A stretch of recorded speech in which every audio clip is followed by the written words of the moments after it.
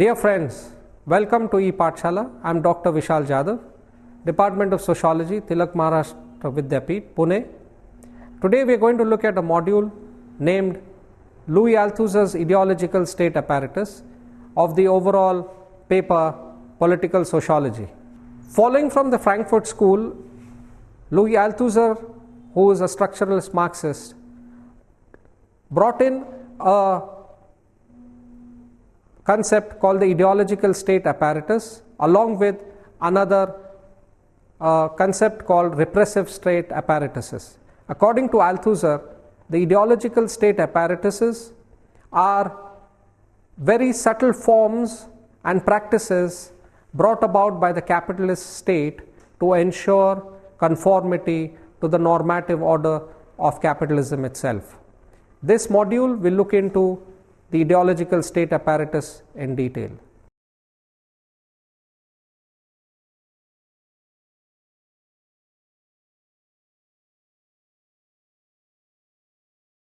The state and its apparatuses.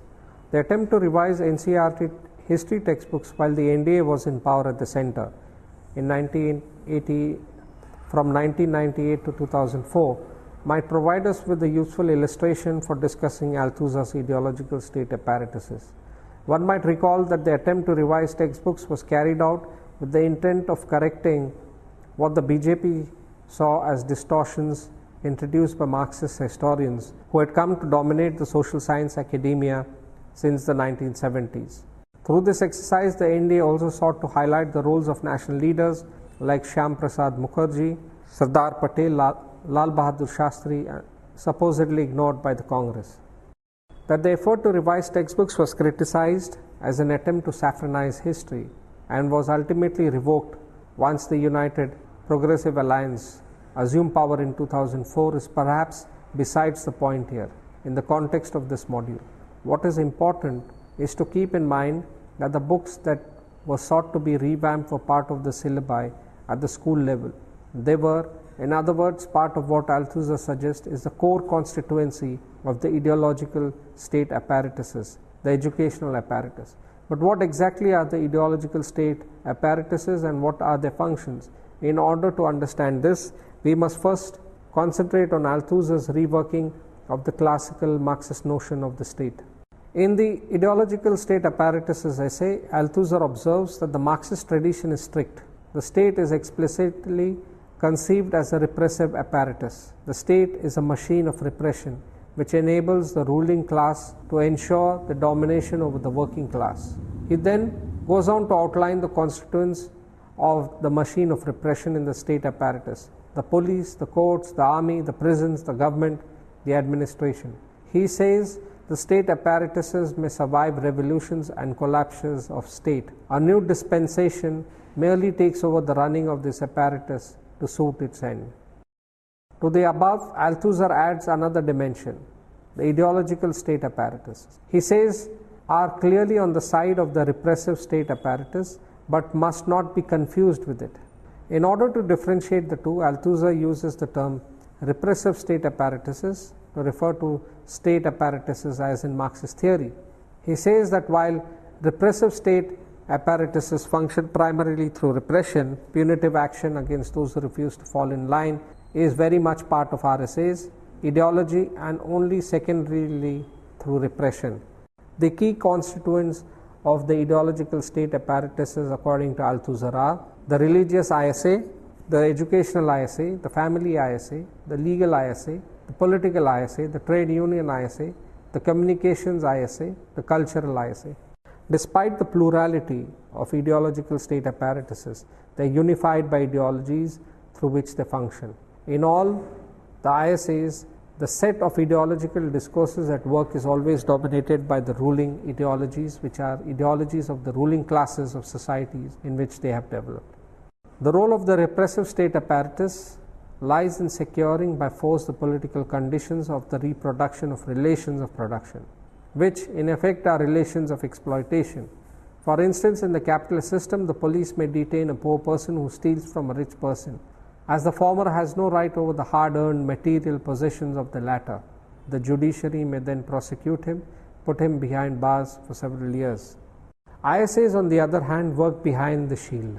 To secure the reproduction of the relations of production, for instance, in the earlier example, ISAs through lessons in morality and civics would teach us not to steal, to respect the property of others, and to recognize that we have no rights over others' properties even though they may possess much more than we do.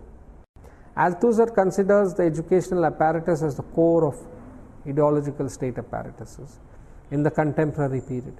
The educational apparatus has replaced the church of the medieval period in terms of many of its functions. In fact, while church family dio was the most important constituent of the ISAs earlier, it has been replaced by the school family dio in contemporary times. This is because the school takes in children at their most impressionable age and subjects them to liberal doses of ruling ideology through subjects like history, civics, morals, philosophy, etc. The school attempts to teach children proper ways of behavior, ways of talking, interacting, thinking, and acting. The educational apparatus ejects at every stage a group of individuals who are best suited to fulfill specific roles in capitalist society. At 16, most leave to become workers. Later, they leave to become lower and middle managers. They become typically the agents of the exploitation with an ability to give the workers orders and speak to them human relations. Yet later, they leave to become finance capitalists, managers, politicians, and professional ideologists with the ability to give orders and enforce obedience without discussion. It will be wrong to assume, however, that ruling ideologies enjoy unfettered freedom in ideological state apparatuses. Althusser notes that ISAs are the sites of class struggle, and it is not difficult to see why the ideological state apparatuses, after all, are responsible for the formation of the subject, which lives the ideology in question through its practices. In ensuring that a certain ideology makes its way into the ideological state apparatuses is to ensure that all the individuals who pass through the ISA, which everybody does, believes in that ideology, thereby ensuring the reproduction of the relations of production in keeping with that ideology. It was because of the crucial importance of the ISAs that the church, the most powerful ideological apparatus, was the center of all revolutions at an earlier point in time, as evidenced during the Renaissance and Reformation period. During those times, the church was the fulcrum around which a person's life revolved. Gradually, the power of the church diminished and specialized institutions were formulated to fulfill the functions that were once the domain of the church. Returning to our Indian example, it would not be wrong to suggest that today the school education, that is primary location of struggle, as evidenced in NDA's attempt to revise history books. Through that effort, it could be argued the NDA sought to make the ideology of Hindutva the backbone of the educational apparatus. This would ensure that the masses ejected out of the apparatus would be ready to serve its interests schooled in the discourse of Hindutva. The importance of the educational ideological state apparatus is also borne out by the fact that entities like the right-wing Rashtriya Swayamsevak Sangh and the Narmada Bachao Andolan have stressed on schools run by them. It is through their own schools that they sought to produce subjects who would submit to the respective ideologies. It is important to note here that the concept of ideology does not have a negative connotation. Ideologies might be positive or negative depending on how we look at them, but it is not particular ideologies that Althusser is concerned with. Instead, his concept of ideology and its working in ISAs focuses on ideology in general. The contours of ideology. Ideology is the way in which we understand our world, the stories that we tell ourselves to make sense of our lives and ideologies we live in. They are representations of the real that help us order our lives. They exist at the level of the common sense and are taken for granted. Each one of such ideologies is marked by specific histories, specific struggles. Yet, Althusser concerns himself not with specific ideologies, but with ideology in general. This is because ideology has no history in terms of structure and functioning. It is the same throughout history in its various manifestations. In that sense, ideology is omni-historical.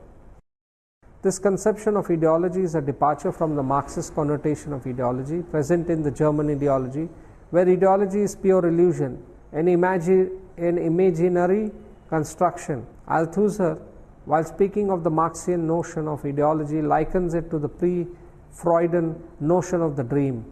Before Freud, the dream was considered purely imaginary, empty, null, and arbitrarily stuck together.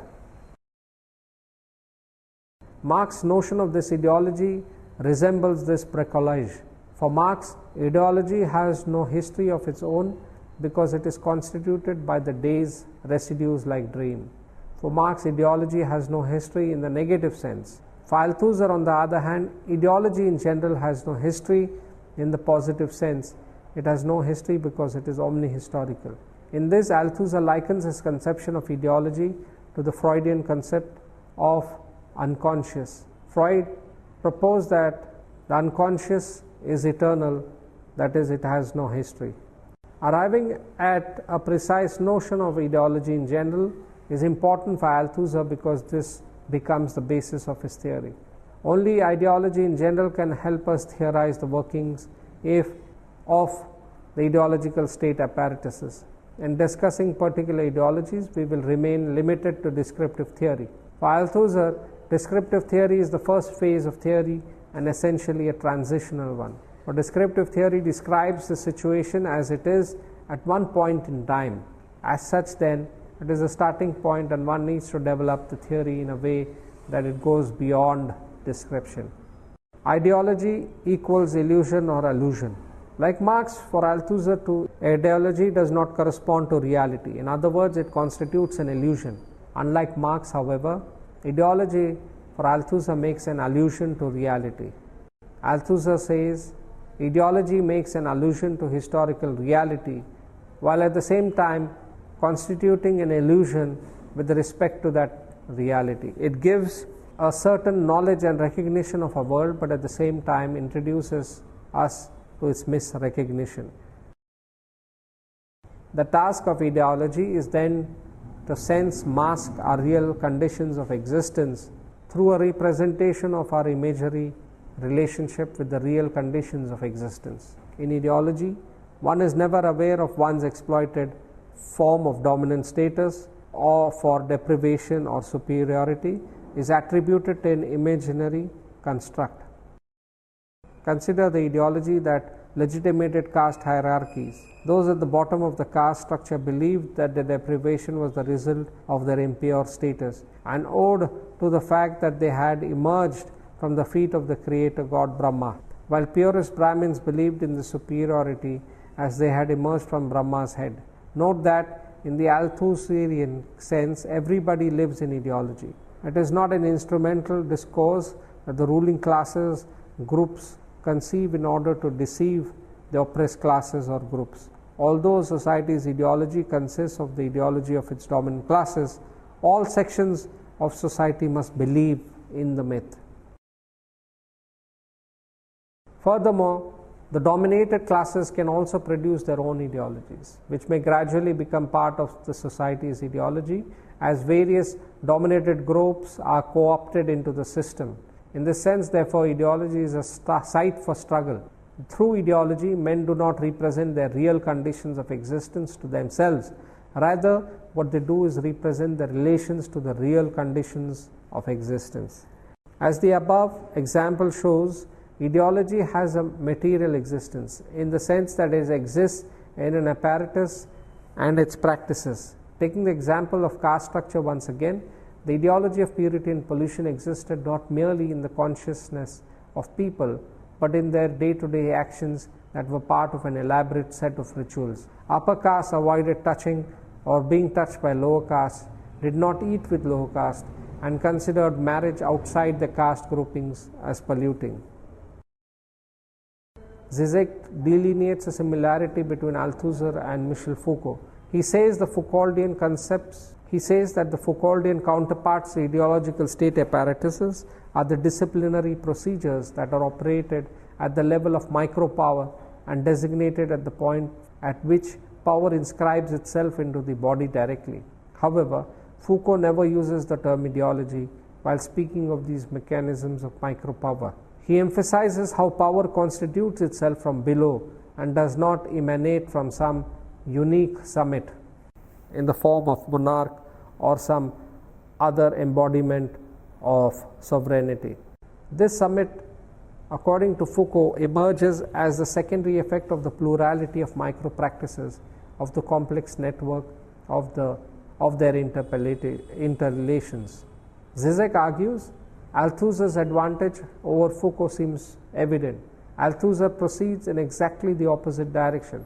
From the very outset, he conceives these micro-procedures as part of the ideological state apparatuses. That is to say, as mechanisms which, in order to be oppressive, to seize the individual, already presupposes the massive presence of the state, the transferential relationship of the individuals towards state power, or in Althusser's term, towards the ideological big other in whom the interpellation originates. This brings us to the other crucial aspect of Althusser's conception of ISA, the notion of interpellation, or the fixing of the subject's position.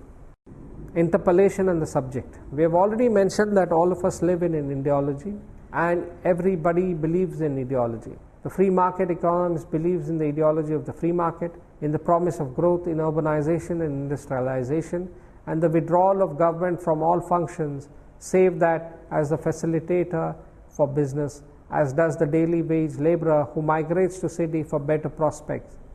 The return of this belief in ideology, however, is different for each group. This begs the following question: why would people continue to live in ideology even though it may be detrimental to their prospects? Why would the Dalit continue to believe in ideology of purity and pollution, or why would the clerk in the office believe that he would never occupy the upper echelons of management because he lacks sufficient educational qualification? Althusser says this is possible because ideology is crucial in the process of subject formation, a process that is part of the operation of the ideological state apparatuses. Ideological apparatuses constantly aid in process of subject formation and help create subjects who believe in this ideology. But how is this achieved? Althusser's answer: through the act of interpellation or hailing. He goes on to cite an example to show how the act of hailing constitutes a subject. A person or an individual walking on the road hears a cry, "Hey, you there!" This is the everyday police hailing, hearing which the individual turns around. In the act of turning around, he becomes a subject because he has recognized that the hail was really addressed to him. Through the act of hailing, the individual becomes a subject in two ways, writes Luc Ferreter in Althusser. We become subjects in the philosophical sense, free and responsible centers of thought and action, and in doing so ensure that we remain subjects in the political sense, submissive to the ruling class. It is this submissive subject produced by the ISAs that ensures the reproductions of the relation of production. Experience shows that the hail hardly ever misses the person who is hailed. What takes place here on the street seems to be outside ideology, and yet in reality takes place in ideology. In other words, what takes place in ideology, the act of hailing or interpellation and the constitution of the subject both at the same time, seems to take place outside ideology. This is why those who are in ideology believe themselves to be outside ideology. Further, as ideology is without history, as it is eternal, Althusser says, ideology has already interpellated individuals as its subjects. In doing so, ISAs have already ensured that such subjects are produced who ensure the reproduction of the relations of production, even as they seek to reproduce themselves and the conditions of existence. It could be argued, following Althusser, that modern capitalism, through its ISAs, interpellates individuals and creates subjects out of them. These subjects identify themselves in ways that provide for the continuance of capitalist exploitation. ISAs serve capitalism by interpellating subjects within meaning systems that make them accept their exploitation.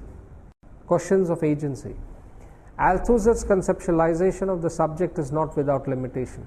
For to turn around and answer the hail or the interpellation of law is to grant the ideological apparatus the recognition that we occupy the place it has designated for us. The subject of ideology then is mere puppet, conscious of beliefs produced by a set of practices over which it has no control. According to the schema, we exist as part of a mechanized reality in which we are imprisoned in a web of rituals, and ideology conceals from us our existence as mindless automaton. Althusser's theory of ideology and subject formation denies any agency to the individual immersed in a complex set of practices within the various ISAs. He becomes exactly what ideology wants to make him. From this standpoint, it is difficult to see how ISAs may become the site of struggle, as Althusser insists they are. However, he does not answer the crucial question: if subject positions are fixed through interpellation, how do the exploited classes find the wherewithal to express itself, to see through this ideology? Further, Althusser's arguments that ISAs are sites of bitter forms of class struggles assumes great importance when we examine Indian society. As has been argued among others by Untitled, capitalism in India has built on previously existing divisions. Teltumde provides example of how caste has become substituted by class under capitalism. Low castes have been economically worse off than the upper castes, and under capitalism this division has become economized. We can see therefore how societies or social formations comprise multiple interacting structures. In case of India, instead of a purely capitalist class struggle, structure, we have elements of the earlier feudal casteist order, as well as vast numbers of people who exist as part of the informal sector. Following Althusser, these various groupings try to exert their influence on the ISAs. Their influence in institutions like family, religion, and schools is different. We therefore have a situation where an individual may be subject to several, often conflicting instances of interpellation. How does then one account for the unity of ISAs as Althusser poses? Althusser's interest in ideology as interpellation is shared by Ronald Barthes. While writing in a different context about myths, Barthes says, "For this interpellent speech is at the same time a frozen speech. At the moment of reaching me, it suspends itself, turns away, and assumes the look of a generality. It stiffens, it makes itself look neutral and innocent." For Barthes, ideological interpellation takes place through a language that at a very moment of hailing an individual as its target suddenly repositions itself and speaks instead to a generic addressee, as if the personal trajectory of its call had been an illusion all along. Ideological language arrests us in both the physical and the legal sense of the term. Like Barthes, Althusser's notion of interpellation also gets trapped in a language game. We must accept the rules of the language and its obviousness in order to be able to recognize ourselves. In the event that we may be made aware of the functioning of ideology, we may respond saying, "That's obvious," yet the obviousness becomes obvious only with the utterance of those words. For Barthes and Althusser, the individual who becomes a subject is, in a sense, imprisoned by a discourse that may never speak to, for, or about it. Further, as Judith Butler writes in The Psychic Life of Power, the call Althusser speaks of arrives severally in implicit ways. Even if one were to accept that Althusser's scene is allegorical, it is unclear what guarantees the fact that the individual would always already turn around and be constituted as a subject. The turning around, for that matter, depends not only on the voice of the law, but also the responsiveness of the one hailed by law. The turning around is not determined unilaterally or exclusively either by the law or the addressee. For although there would be no turning around without first having been hailed, there would also be no turning around without some readiness to turn. The question is, why would the addressee turn around when it involves accepting a certain guilt. For let us remember that the call, "Hey you there," in any situation elicits a turning around when one ascribes some wrongdoing and therefore guilt to oneself. Butler says that there must be something that may be gained despite the self-ascription of guilt. The turn towards the law is not necessitated by the hailing, it is compelling in a less than logical sense because it promises identity.